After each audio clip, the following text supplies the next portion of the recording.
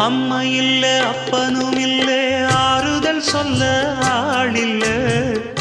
ஆசைப்பட்ட வாழ்வும் ஒண்ணு அவளுக்கு இங்கே சேரல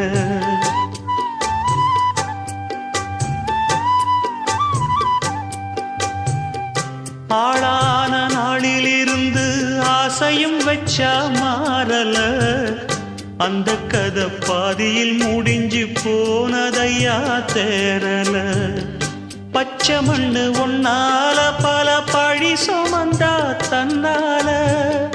பாவம் பழி முன்னால வந்து படருதையா தன்னால